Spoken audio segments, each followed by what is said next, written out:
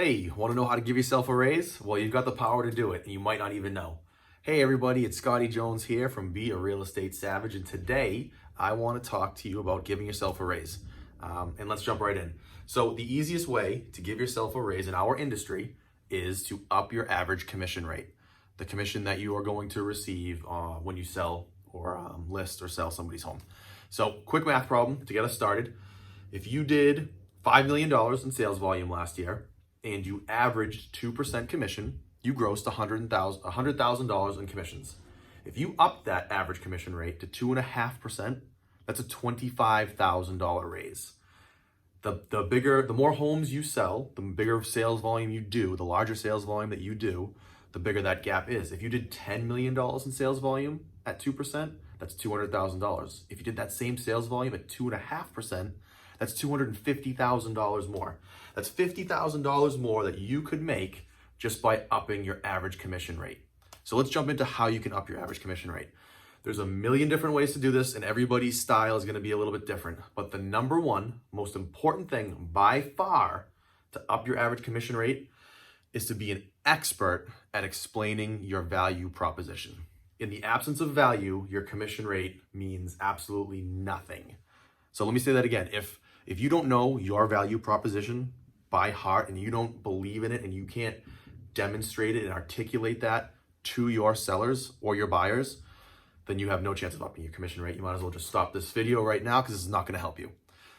So for the sake of this video, let's assume that you know your value proposition. You know it inside and out. Somebody asks you what it is, you can spell it out like that to them.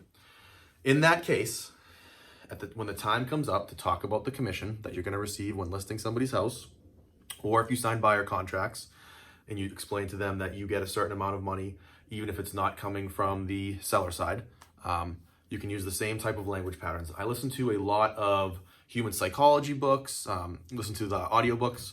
I like to read about psychology and buying patterns and influence and that sort of thing. And there's a lot of the same language patterns that come up in all these books and documents and studies that I read.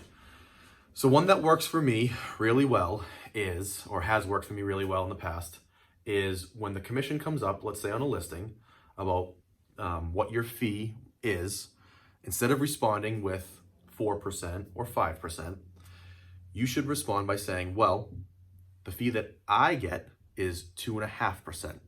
Explain to them all the things that you do, again, which you've already done in your presentation, but explain to them all the things that you do for that 2.5%, and then explain to them that you offer out 2.5% to the co-broke because you want to entice the most amount of buyers and the most amount of agents to see that property as possible. And at the end of this, what you want to say is, Mr. and Mrs. Seller, I get 2.5%, I do XYZ, I offer out 2.5% because of XYZ. Does that sound reasonable to you? And just be quiet. And if they say that that sounds unreasonable, after you've explained to them your value proposition, after you've explained to them why you're offering 2.5% out to the buyer's agent, then they're probably not your client. If they think that that's an unreasonable fee, after you explain to them all the things that you're going to do, you probably don't want to work with these people because they're not reasonable people, because that is a reasonable request. If you said, I get 4% and I offer out 4%, in this market, that is not reasonable. But 2.5% and 2.5%, which, by the way, I forgot to mention, sounds a lot better to the human ear than just saying 5%.